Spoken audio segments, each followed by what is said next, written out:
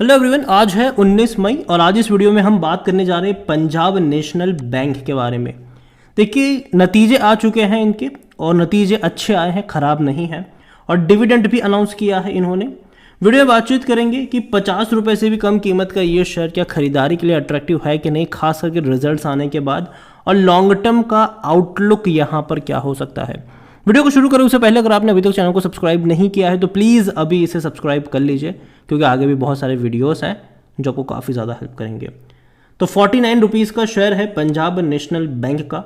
आज जैसे ही रिजल्ट्स आया एक तेज़ी हमें यहाँ पर देखने को मिली। 49 रुपीज़ के आसपास ये ट्रेड करा है, तकरीबन 2% का ग्रोथ कह सकते हो कि यहाँ पर देखने को मिला है मार्केट क्लोज होने के बाद। एक महीने में 1 से 2% की तेज़ी है। पहले तेज़ी थी 48 से 53 तक गया, बाद में एक बड़ा करेक्शन आया 48 पे आकर अभी भी उसी रेंज के आसपास भटक रहा है। पिछले एक हफ्ते से ये 48-49 के आसपास ट्रेड कर रहा है। लेकिन एक साल का अगर हम ग्राफ देखें तो एक बड़ी रफ्तार भी देखिए, 65% का ग्रोथ है। हालांकि पैसा डबल हो गया था, यहाँ पर 28 रुपीज़ से 60 रुपीज़ तक गया, ये डबल से भी ज़्यादा पैसा बना था। लेकिन उसके बाद एक करेक्शन भी देखने को मिला, 45 पर आया ये शेयर, वापस तेज़ी बनी, वापस 53 पे गया, अब वापस करेक्शन चल रहा है, वापस 50 रुपये से भी नीचे आपको ये शेयर अभी ट्रेड करता हुआ नज़र आ रहा है। और जहाँ तक बात है इनके नतीजे को लेकर, तो जस्ट अभी इनके नतीजे भी आए हैं। और बड़ी बात यहाँ पर इनके डिविडेंड को लेकर है कि इन्होंने डिविडेंड भी पे किया है, 65 पैसा पर शेयर का डिविडेंड इन्होंने अनाउंस किया है। आपको बता दें कि पिछले साल इन्होंने तकरीबन 64 पैसा का डिविडेंड पे किया था 2022 में। इससे पहले 6 साल तक इन्होंने डिविडेंड पे नहीं किया था। आखिरी बार इन्होंने 2015 में पे किया था, फिर बाद में 2016, 17, 18, 19, 20, 21 तक इन्होंने डिविडेंड पे नहीं किया। 22 में 64 पैसे का पे किया पिछले साल। इस साल 65 पैसा पर शेयर का डिविडेंड इन्होंने अनाउंस किया हुआ है, जो कि अच्छी बात है, यहाँ पर ख़राब नहीं है, अच्छे डिविडेंड अनाउंसमेंट देखने को मिली है। अब चलते मेन चीज़ की तरफ कि भैया पैसा कितना कमाया, परफॉर्मेंस कैसी रही इनकी। तो यहाँ पर जो नंबर्स आप देख रहे हो वो लाख में है, ठीक है, लैक्स में है, करोड़ में नहीं है।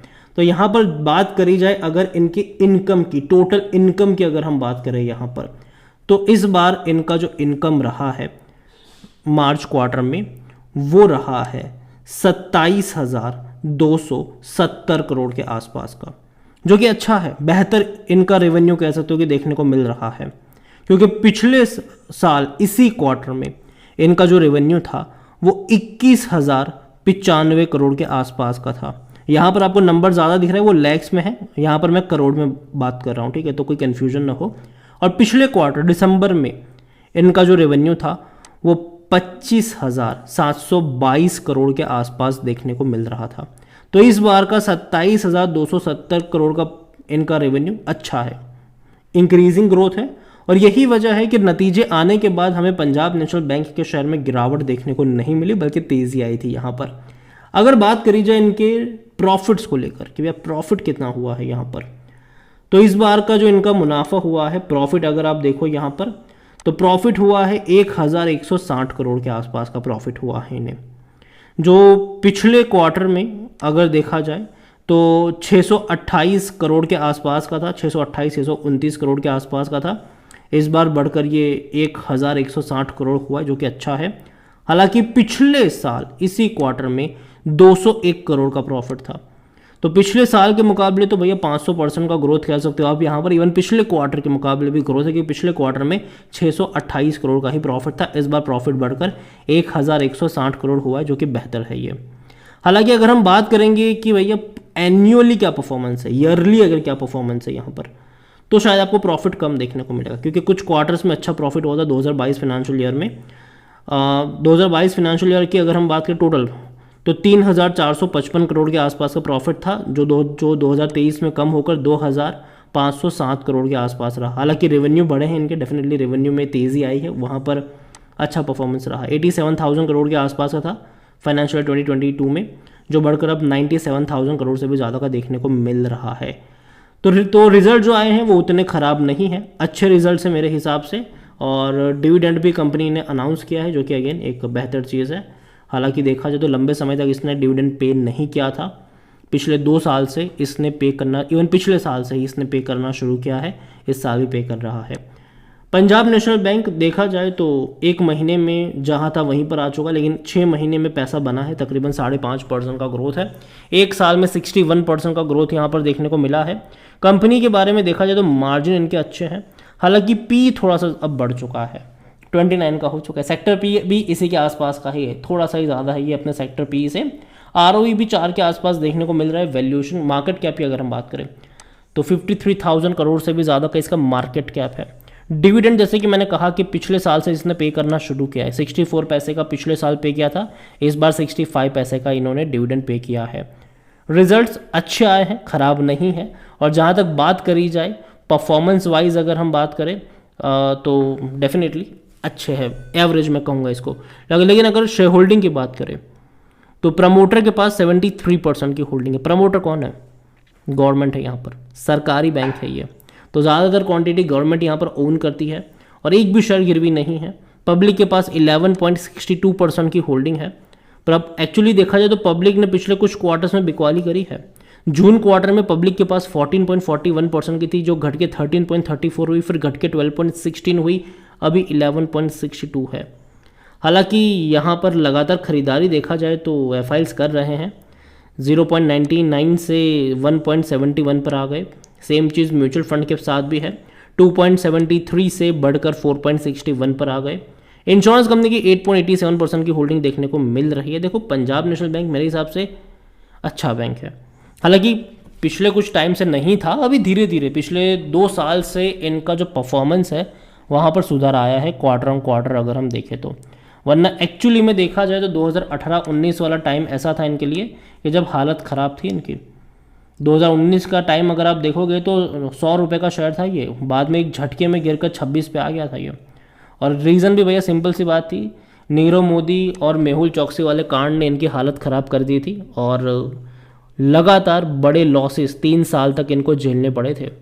लेकिन पिछले 3 क्वार्टर में अगर आप देखो तो परफॉर्मेंस में सुधार आया है, यहाँ पर एनुअल परफॉर्मेंस में यहाँ पर सुधार आया है, और जिसके चलते हम कह सकते हैं कि चीज़ें बेहतर हुई है। वरना अगर आप यहाँ पर देखो तो 2018 में अगर हम देखें तो इसका 12,500 करोड़ का लॉस था, 19 में भी 10,000 करोड़ का लॉस था इनका, फिर 20 में धीरे धीरे प्रॉफिट में आना शुरू हुआ, 365 करोड़ का मुनाफा हुआ, और 21 में अगर हम देखें तो 2,150 करोड़ का प्रॉफिट हुआ, और अभी 22 में हुआ है 3,675, और अभी 23 में ये 3,000 करोड़ के आसपास ही आपको नज़र आ सकते हैं इनके प्रॉफिट्स। लेकिन फिर भी बेटर है 2018-19 के मुकाबले। इवन उससे पहले 2017 में भी कुछ ठीक ठाक नहीं थे। सिंपल रीज़न था कि बड़े बड़े एनपीए यहाँ पर डिक्लेयर हुए थे, नीरव मोदी वाला कांड हुआ था, बड़े एनपीए डिक्लेयर हुए थे। अच्छी बात यहाँ पर यह है कि एनपीए भी धीरे धीरे घटते नज़र आ रहे हैं, जो कि बेहतर चीज़ है यहाँ पर। लेकिन मैं मान के चल रहा हूँ कि आने वाले दौर में जो पीएसयूज़ है, देखो पीएसयूज़ का दौर रहा ही नहीं कभी, लेकिन पिछले 2 सालों में पीएसयूज़ में बहुत बड़ा टर्न अराउंड देखने को मिल रहा है। लोग पीएसयूज़ पे भरोसा कर रहे हैं और यही वजह है। और इवन पीएसयूज़ से भी अब एक्सपेक्टेशन है कि भैया प्राइवेट की तरह यहाँ पर भी कामकाज आपको देखने को मिलेंगे, और यही वजह है कि मैं मान के चल रहा हूँ कि धीरे धीरे एक अच्छा दौर कह सकते हो कि पीएसयूज़ का आपको देखने को मिलेगा। जो सरकारी कंपनी है वो धीरे धीरे अच्छा परफॉर्म करेगी आने वाले दौर में। हालांकि जो बहुत छोटी कंपनी है, बहुत छोटी सरकारी बैंक है, मैं उस पर दाव कभी नहीं लगाऊंगा।